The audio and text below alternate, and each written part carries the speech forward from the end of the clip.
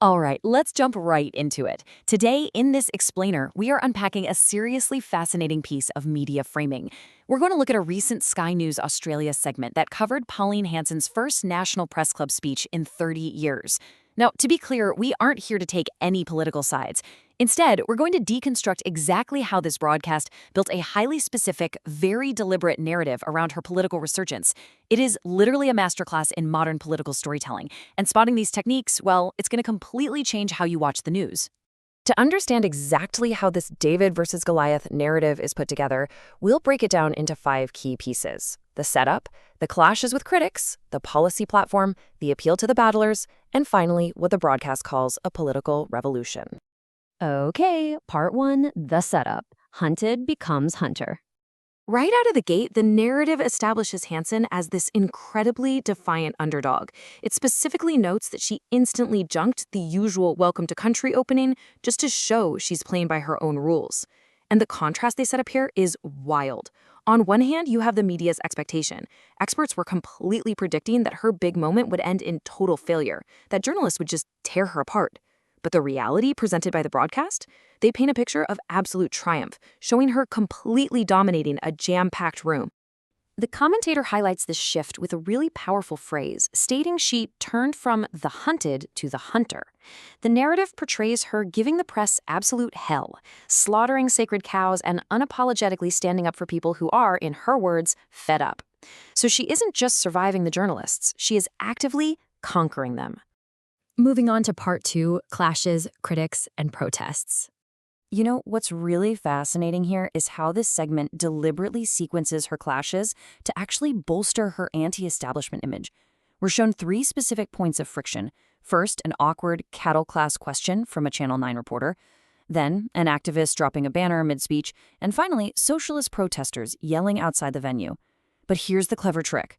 Rather than these things derailing her, each disruption is framed as a complete failure. Her opponents are portrayed as totally powerless to silence her, while she just kind of smiles through the chaos. And to really hammer home that feeling of powerlessness, the broadcast drops a massive number: $600,000. That is reportedly how much the activist group Get Up blew in a completely failed attempt to stop her party from winning the Farah by-election. The story being told is that, after wasting this massive budget, her critics have been reduced to just desperate little banner drops, which, the segment argues, only ends up driving more people to her side. Which brings us to part 3, defining the policy platform. So, moving to the actual policies, she delivers what is framed as a fierce declaration of principles, and supposedly without a single nervous quaver. A major focal point is a highly controversial distinction she makes about Australian society. She argues that while Australia is undeniably multiracial, it absolutely cannot be multicultural. Instead, she pushes for a monocultural society living under one umbrella. And rather than treating this as some fringe idea, the coverage rhetorically asks how any Australian could genuinely disagree with it. From there, it is just a rapid-fire list of policy hits. We're talking deporting foreign-born hate preachers, defunding global warming schemes, making the ABC a pay-to-use service, introducing nuclear power, and building more coal-fired generators. These aren't just presented as political ideas, but as decisive, common-sense actions against what the segment calls the ludicrous crusades of the ruling class. All right, part 4, appealing to the battlers. Now, the crucial step in this whole narrative is connecting those radical top-level policies directly to the day-to-day struggles of everyday citizens. It basically becomes a story about survival. We're hit with these incredibly stark survey statistics from a pool of over 4,000 people. 19% say they've actually eaten from a rubbish bin in the past 12 months. 35% of parents reported their kids went to school hungry. It paints a deeply grim picture of severe distress among the so-called battlers. Building on that distress, the coverage highlights how vital charities, like the Salvos, are literally turning people away because they are just so overwhelmed with demand. By placing this harsh, grounded reality right next to images of shouting activists, the narrative effectively positions Hanson as the only political figure out there who is actually listening to hungry, struggling people.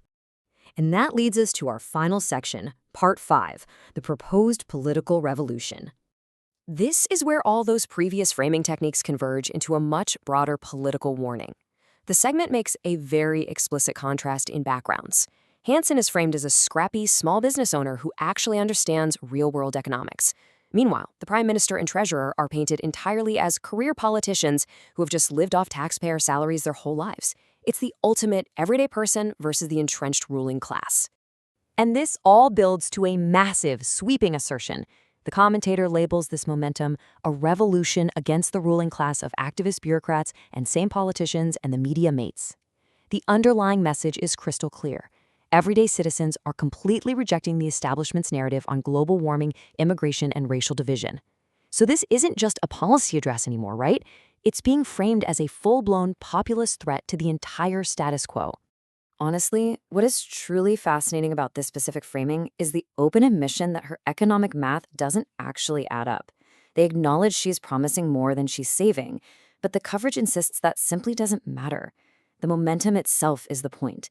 The segment concludes ominously that the Hanson truck is an unstoppable force, barreling straight for the prime minister.